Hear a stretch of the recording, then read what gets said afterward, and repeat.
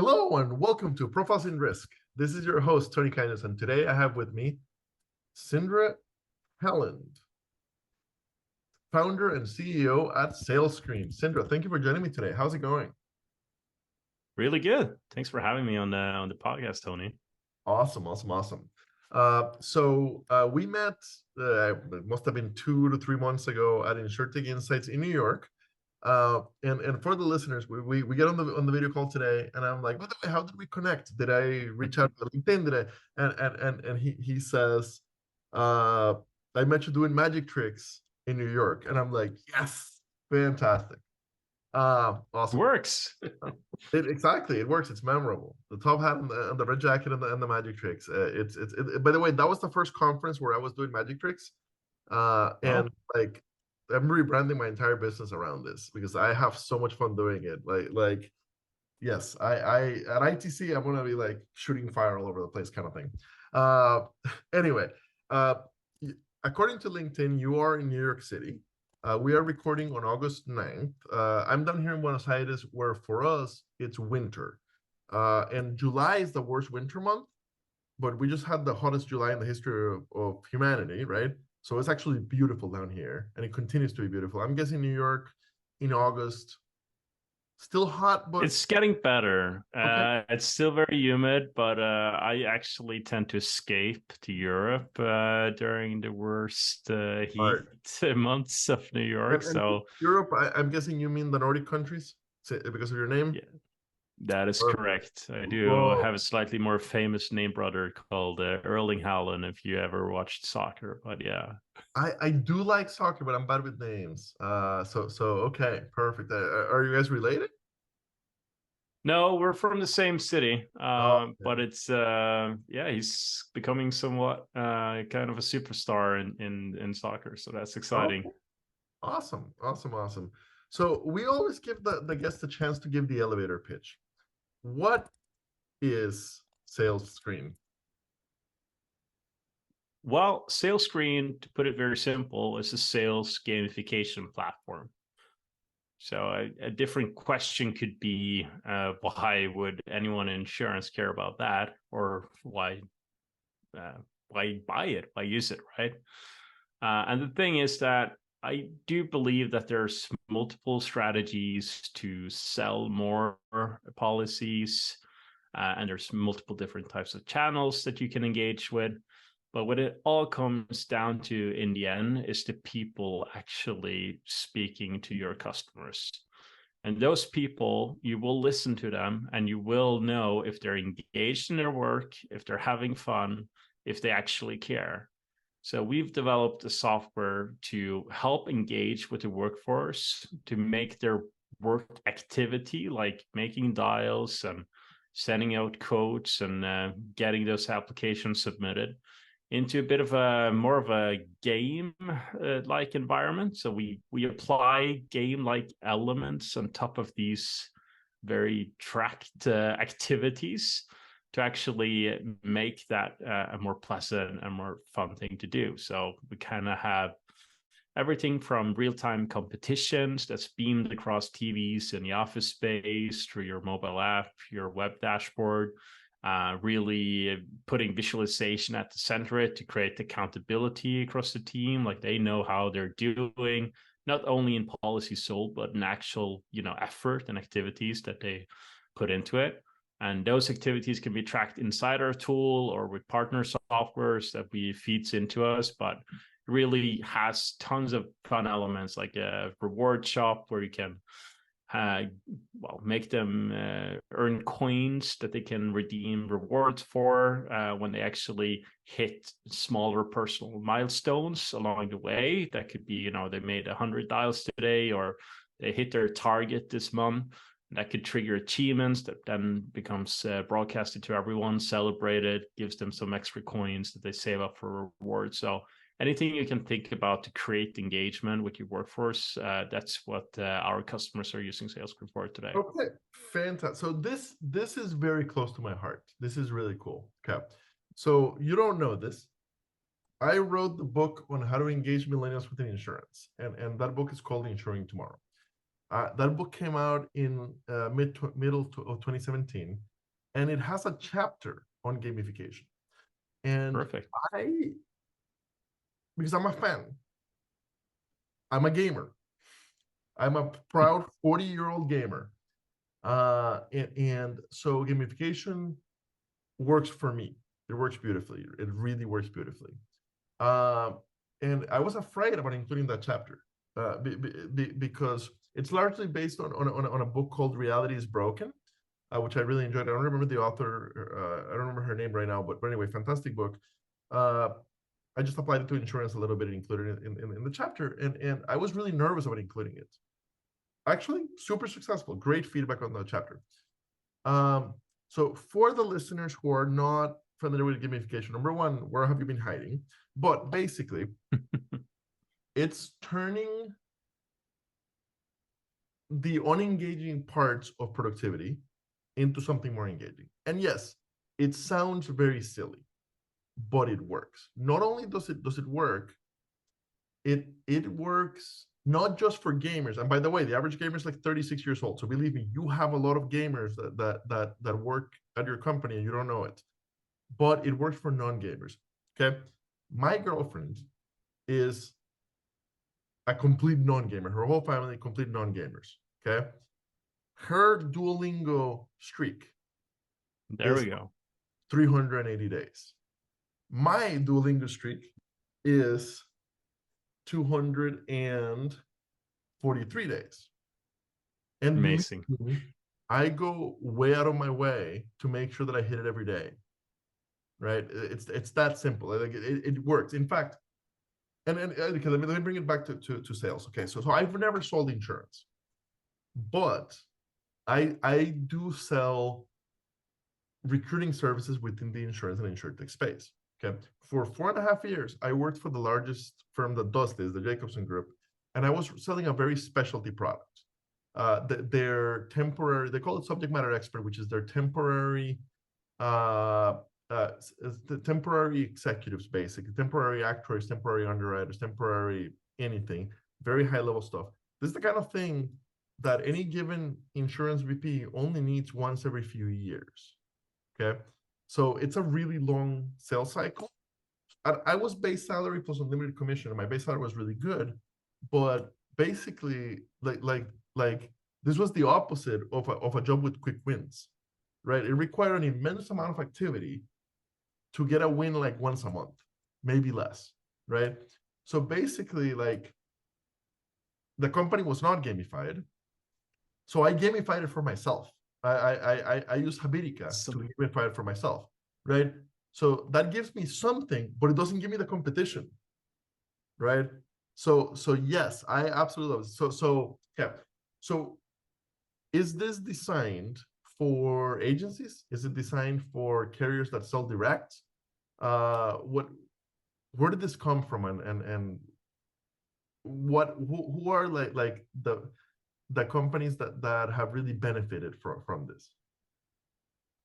Well, we actually do come from insurance. The idea came from that world, but I would say the agency themselves, the ones who have the call centers that are, working their magic day in day out to try to get people over to your insurer and carrier. But it's it started by with a company who sent a ton of text messages actually whenever somebody sold a policy. And when that happened, they wanted to deliver acknowledgement and create some excitement for everyone else to see, hey, people are selling and so can you. And they sent that to everyone, even they were working that day or even if they were outside the office or in the field, to create that buzz. And we replaced that text message with our system. And then we built on it and introduced more and more game elements like the TV. So when you actually hit your quota or you sold the policy over a certain threshold, your own YouTube celebration would pop up on all the TVs. Awesome. And you could get your personal flair to it, right? Really Oh, that's cool. Create a awesome. next level energy. Uh-huh. And then all the leaderboards, everything is updated in real time wherever you are. So yeah, super fun and engaging. But it can be used for both. And many times we see carriers may have like a distribution chain, and they want to engage them, and they really don't have any visibility into it because they're independent or they're agencies that make their own decisions. And in some cases, then they split the cost and suddenly create national leagues and bracket competitions and are able to have people opt in to take part of it, and really create excitement across everyone that are selling for them.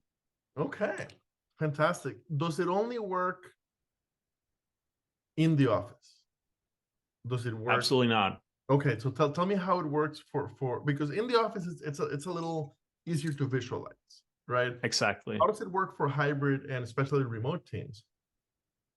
Really good, because we've built our mobile app from the ground up, and we actually rebuilt it and just released it a couple of months ago. So it's brand new, and get all of the capabilities inside an app format.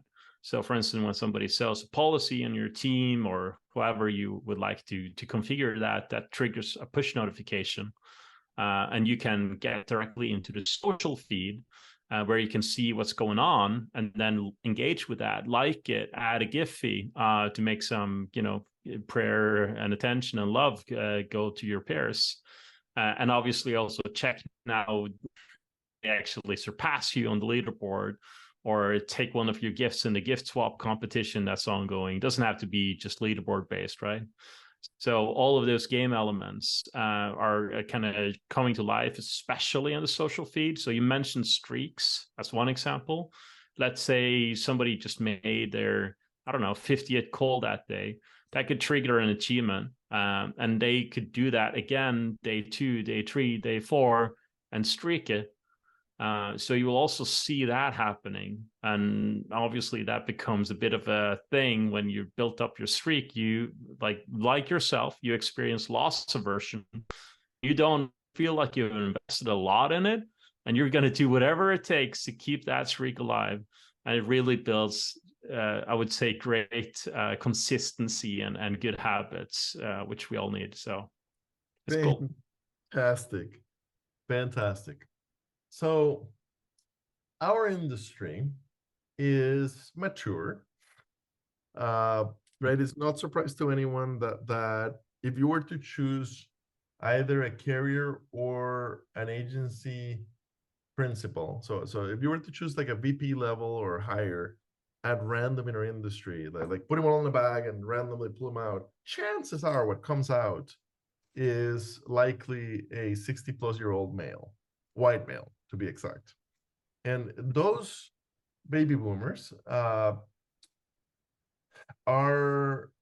coin operated largely, are right, like they were raised to be workhorses. And our economy, our industry especially, has depended on them for like 30 to 40 years kind of thing. So like on one hand, we have the Ryan Hanleys of the world running a really cool,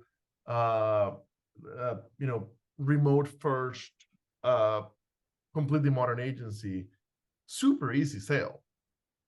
But on the other hand, you've got a lot of like 65 and 70-year-old men who basically like if I were selling if I were selling your platform, which by the way, if I didn't already have a job that I love, like I'd be tempted because it's really cool.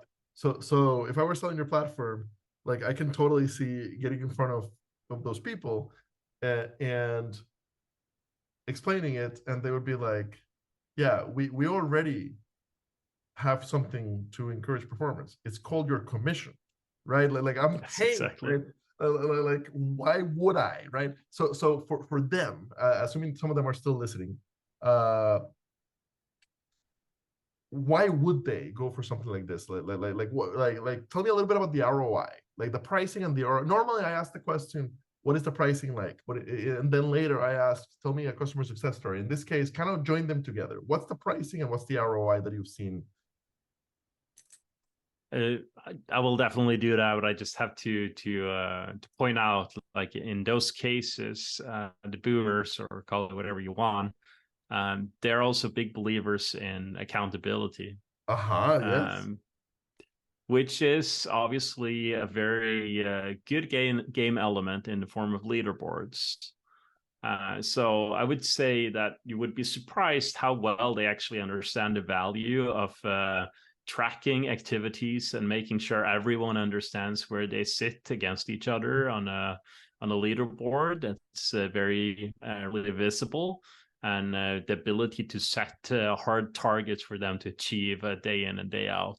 Okay. And then it's a big bonus knowing, and I would say also most of those let's say persona types that you described, I also start to realize what you wrote about in your book, that millennials and even tempted to say worse, but you know, the Gen Zs and the new ones that's coming into the workforce, they crave recognition and a tap on the back even more than their commission.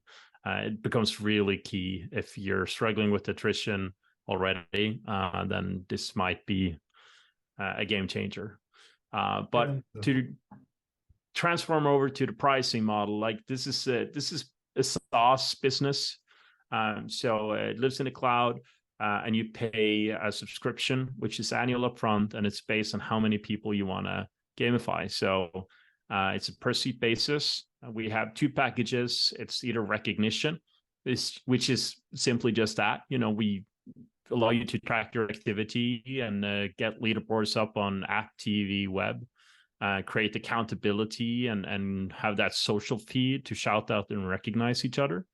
And then you have the gamification pack, where you have all of those game elements like achievements with streaks and competitions of various styles, all the different elements you need to motivate each individual of your team. And if you allow me, I would love to elaborate why I just mentioned individual now, because you know, I'm getting off on my high horse. But obviously, every team consists of different personality types, and somehow we tend to forget this. But Richard Bartle categorized gamers into 4 types. He called them killers, explorers, achievers, and socialites.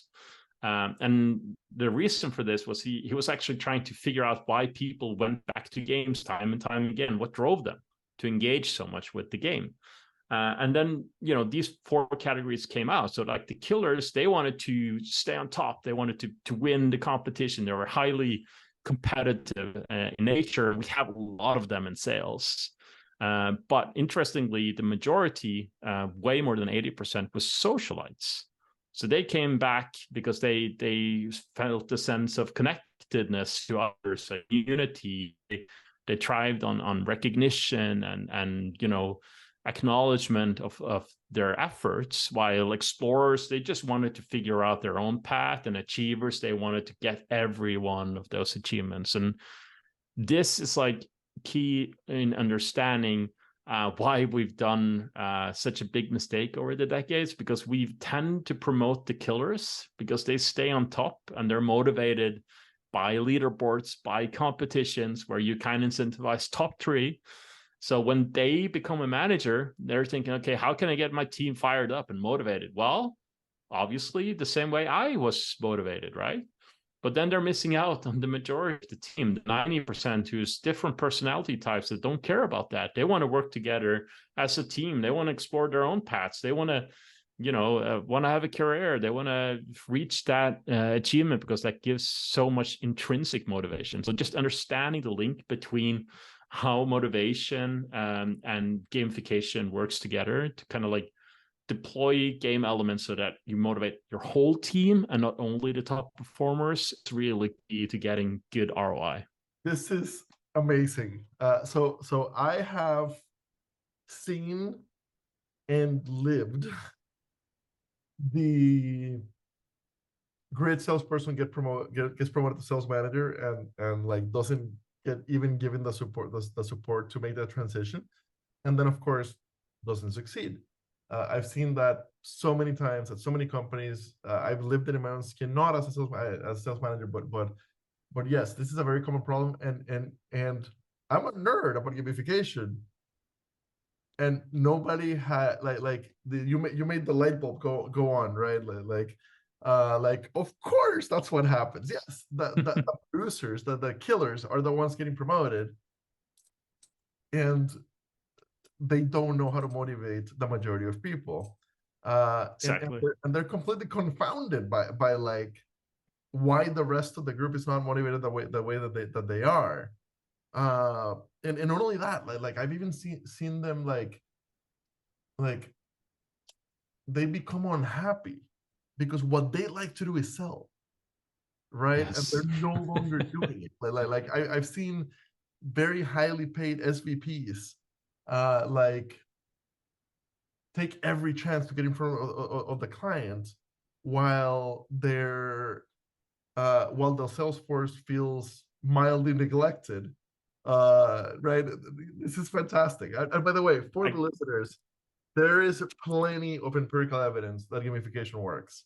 And your website specifically talks about it, how uh, it's not just bells and badges, which of course to a killer and to a boomer sound ridiculous.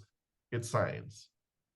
Love this. Absolutely love this. I love that it came crazy thing, from insurance. it's Go just ahead. like you're gonna see instant results. Like the first month you try it out, you're probably gonna see twice as much activity. That's not uncommon. We see that instant spark, and that remains high. It drops a bit over time, of course, so you need to kind of reinvigorate the types of game elements that you run. But like you're going to see a doubling in input, like So, actions, and then the so outcome of that is, of you, course, you really bring up high. really good. Number one, doubling. Holy crap. Number two. Yeah, it's insane. Uh, Number two. You you made a really good point, which is it becomes stale over time. So how does SalesScreen keep it from becoming stale over time? How do you help us So avoid that? by having a multitude of different type of game elements that work together, but also having so many that it would overwhelm you if you were trying to do everything at once. So our customer success team, they will create what we call a gamification plan. So you have the business outcome, and usually that is like to sell a certain product. It could be to do more embedded sales. It could get better conversion rates from primary to secondary sales. It could be different products you want to focus on, or just pure old policy volume, more dollars.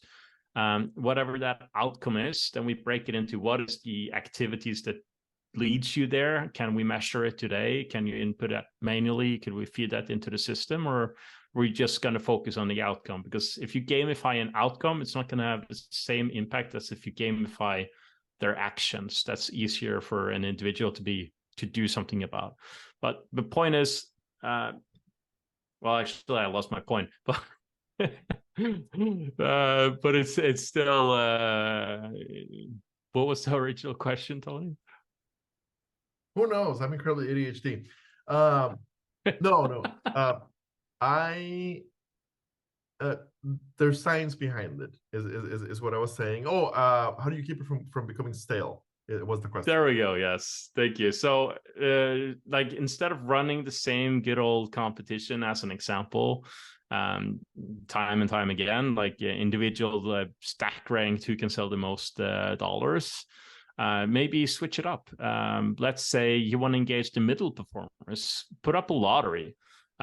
For every dollar you sell, you get a ticket to, and then if you have a certain amount of tickets by the end of the week, and you spin the wheel. So as long as you sell something, you're going to have a ticket, and you have the chance to win. And you finally can dethrone that killer who always wins because you were lucky. So introducing the element of chance, that creates suddenly engagement with the middle performers and makes it more interesting again. But the killers will still have the same, the biggest probability of winning. So they're also going to be somewhat pleased. So keep it fresh, keep it creative, change the benchmark, change the achievements, create different types of contests, and switch it up. All right, this is fantastic. I'm nerded out here. absolutely nerded out here. Uh, any books on gamification that you guys are based on, or that really helped you come to where you are?